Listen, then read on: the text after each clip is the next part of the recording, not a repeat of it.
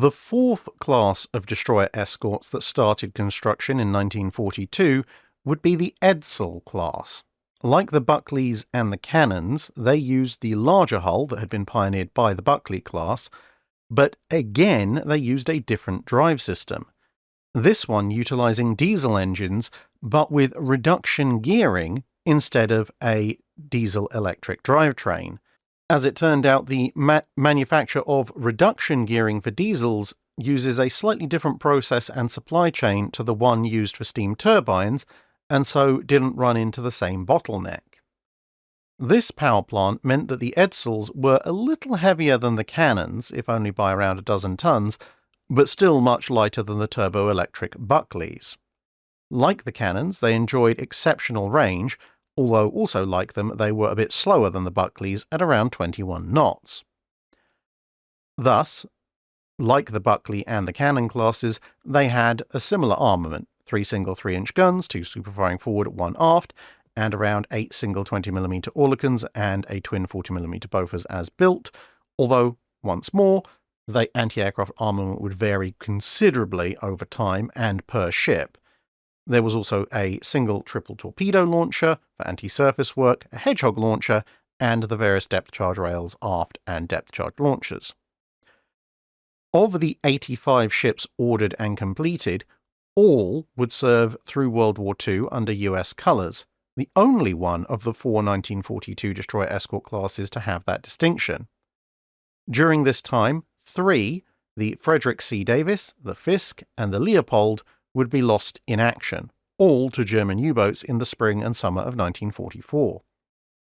2 other ships, the Mengs and the Holder, would be badly damaged but towed back to port, where the stern of the Holder, which had suffered its front being blown off, was used to patch up the Mengs, which had lost its stern, which allowed the Mengs to return to service. Sadly, they didn't portmanteau the 2 names.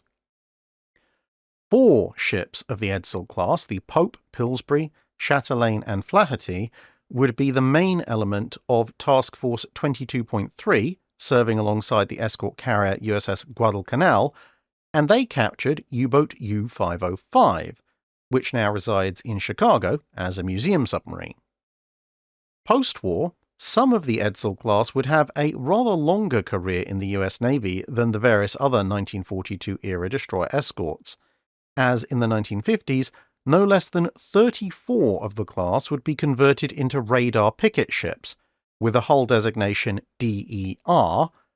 These would be stripped of much of their other armament in favour of large masts to carry significant-sized radar arrays, plus the control rooms and crews to man them below. These, along with converted submarines and destroyers, would be used to man what was termed the Distant Early Warning Line, which would keep an eye out for Soviet bomber swarms, although this force would later be replaced by a combination of large airborne early warning aircraft, the forerunner to the modern AWACS system, along with over-the-horizon shore-based radar and radar-equipped satellites, which, when working in combination, were also now looking out for potential incoming ICBMs. 12 of the class would spend a few years in the US Coast Guard in the early 1950s, and a small number would eventually end up serving in foreign navies.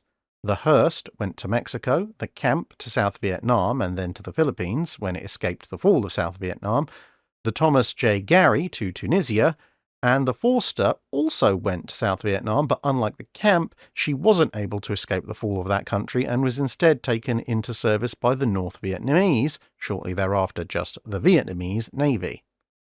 The last known survivor of this class is the USS Stuart, which served primarily in the Atlantic in World War II before heading to the Pacific, but getting there just as Japan surrendered, which meant she went back to the Atlantic and then into the reserves, where she stayed until the early 1970s. She was then removed from US Navy service entirely and donated to Galveston in Texas as a museum ship, where she can still be visited today alongside the submarine USS Kavala, which is the sub that sank the Japanese carrier Shikaku, but has been significantly updated in the interim. That's it for this video. Thanks for watching. If you have a comment or suggestion for a ship to review, let us know in the comments below. Don't forget to comment on the pinned post for dry dock questions.